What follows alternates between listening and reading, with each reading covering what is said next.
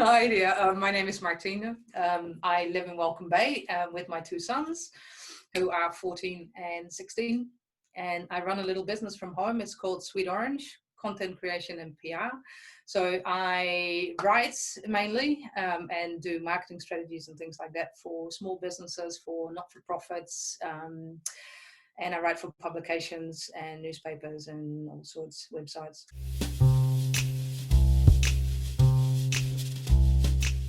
I started SweetOrange in 2013, actually, when I used to work for the Bay Plenty Times as the online editor. And after that, I decided to do my own thing because there weren't any jobs out there. So I'm like, okay, well, what can I do? I can do this. So started doing freelance writing, and that went really well.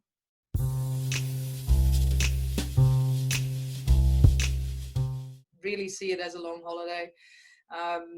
They do a little bit of schoolwork, but not as much as they should, I should say. I've had a few emails from teachers asking what's going on, but they all understand, and I really do appreciate how much work that they put in at their end, and so I told the boys to do some work. If they don't do all the work, I understand that. I don't think they're really going to miss much, to be honest. They can catch up if need be, but yeah, we've been really good. It's been good to having them here, and we have good talks, good chats about life and things, and yeah, it's good. Yeah, they've been good.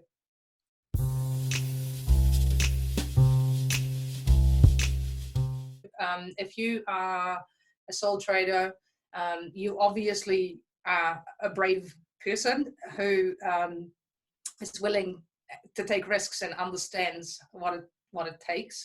So use your skills. You've got it.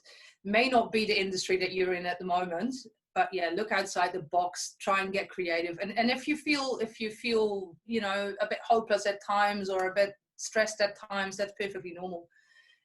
Just hang in there. There's so many things we can do as people. We are people. We can adapt. We can adjust.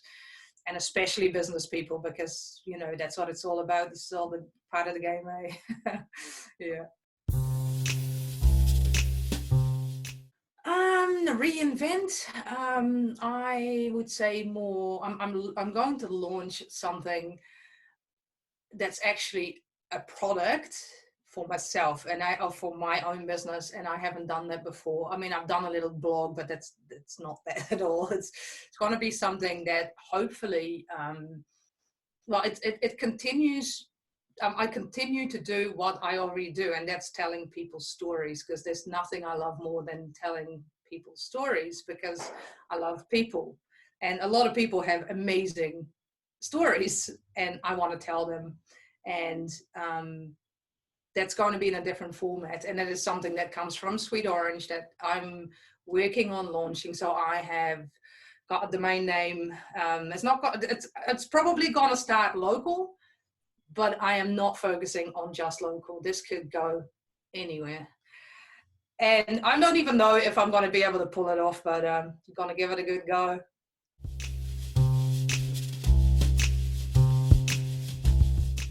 All right, so a couple of years ago, there was a commercial job. It was a advertorial and a client testimonial for a rest home.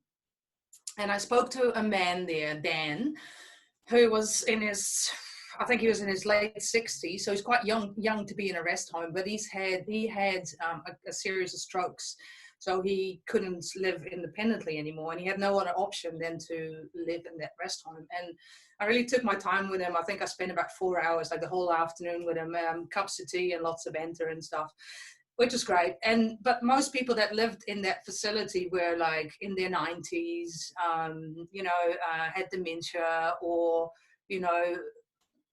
on a different level than Dan, because Dan was still quite chatty and wanted to go and do things, but he couldn't. So turned out that, in the end, after a while, he told me that he was really lonely, and, that he really missed having meaningful conversations with people. And that story that ran I could have I could have said so much more about him, but it's a short version of that. Ran in the local paper, not here in Tauranga, but was elsewhere. And the outcome of that was that some of his friends from the Navy from way years ago had picked up that story and read it and reached out to him. And from then on, they've been visiting him like every week, which was just amazing. Like when I heard that, when I got the feedback from the owner from the rest home, I was just like, I was so heartwarming. Like that something like that could just make such a difference in somebody's life. That was just amazing. And that's what I want to do. I find that an honor, right? That they allow me to tell the story. And then if it has such an amazing outcome, then yes, I absolutely love what I do. That's why I do it. I'm lucky. I'm so lucky. But like, especially people in business, I mean, no matter if you're a plumber or a pest controller or I don't know, and a cherry picker. I mean, you do it for a reason, and it's not money.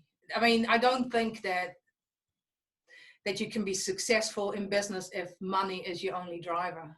It's a love, either it's a love for what you do, or it's a love for the people you do it with or for. There's a passion behind everyone, and I want to bring that out.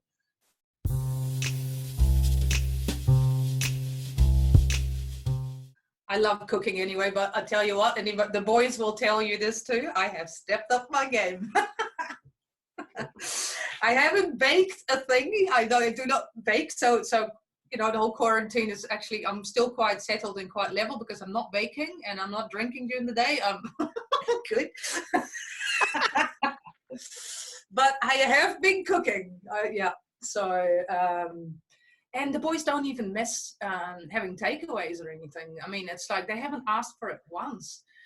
I would die for a sushi now. Oh, would love a KFC. No, none of that.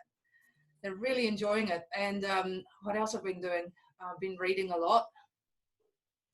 I've actually, my mum gave me quite a few books because I'm from the Netherlands originally. So I've been reading a lot of Dutch books that my mum has given me over the years that I've kind of haven't opened yet. And it's really good.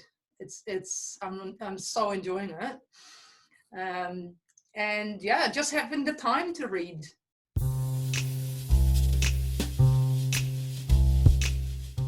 I had the intention to do a lot more when it comes to exercise. I'm not a fan of running, but I have been running at the gym on the treadmill because it's really good when you pack on the pounds. Running is one of the best things you can do, but I don't like it. So my plan was to go running. Hasn't happened. I have found a walkway here, but not far from my new house. That's completely secret because I'm not telling you where it is. But it's so pretty, and I do go most days. I just go for a long walk. But yeah, that's good for any type of exercise. Is good for your mental health. So is cooking, by the way. Yeah. And just staying positive, just not focusing too much on what's going on out there. Like, I don't watch much news. I may have a quick look at the updates on what's going on, but it's funny because like my background's in journalism and I come from the news, but I'm just not, it doesn't make me happy to watch all these news reports. And I haven't looked at Al Jazeera, I haven't looked at CNN or anything. Connecting with people, friends, people in the Netherlands, my mum, my sister.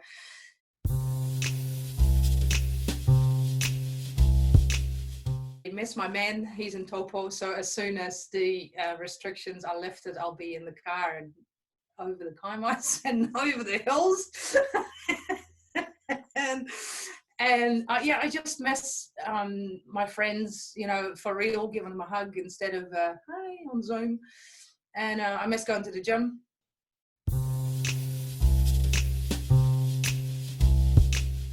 What is inspiring is again people, and how they approach things. Like I love to see the Kiwi musicians that come together on Zoom and do these awesome projects. The confidence that I still see in a lot of people. Yeah, a lot of people talk about, oh, this is going to be the biggest recession that we've ever seen, and yeah, it may well be, but how do you hold yourself up in that? How are you going to adapt to that? Just yeah, how people are looking out for each other. Like when you go on your walks and there's boxes of Feijoas and there's boxes of limes, and